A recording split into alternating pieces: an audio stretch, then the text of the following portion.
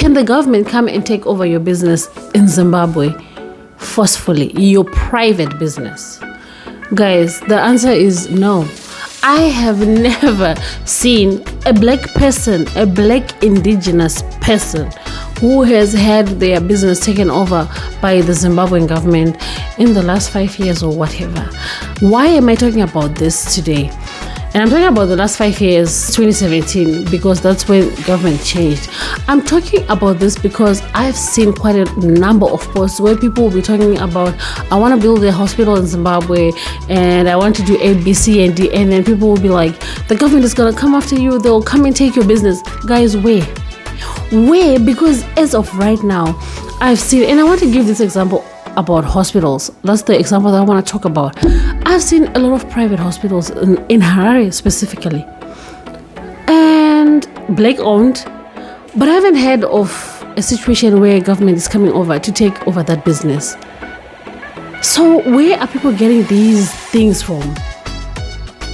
And we are not going to talk about political issues where people are political figures and then they get in political fights. No, I am talking about straightforward businessmen and women based in Zimbabwe that do have their own business going on.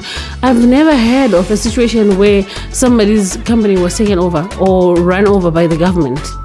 Or I've never had a situation where a hospital was closed down because they refused to give up their shares to the government. Where? And I am genuinely asking because so time and again, I've seen so many comments where people will say, don't waste your money, don't invest in Zimbabwe because the government will take over whatever, your business. I'm genuinely asking, as an interested member of the country, where?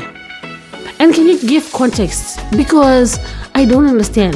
Guys, let us refrain from just commenting from a place of ignorance. Let somebody who knows a hospital that was taken over by government because they refused to give up shares, or a hospital where, or a company or an organization where simply government officials went and said, we now own this joint.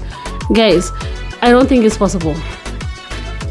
I mean, I don't own big enough businesses to kind of say the government would be interested in me, but I definitely know of private entities that are existing in Zimbabwe without being run over by the government, without government dictating what they are going to sell or what they are not going to sell.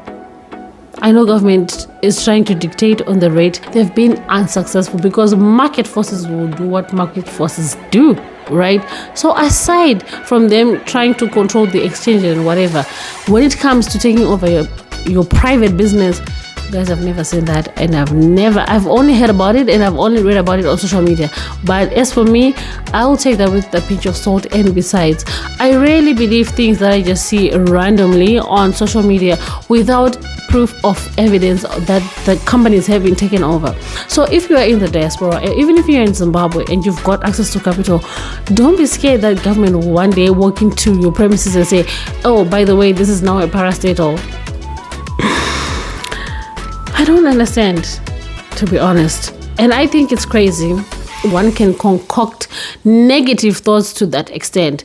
And I know people will say so-and-so's farm was taken. I said politically motivated issues, we don't want to hear them. That people that have nothing to do with the politics of the country, that are not political members or prominent political people, they're just straightforward citizens that are conducting their businesses in Zimbabwe.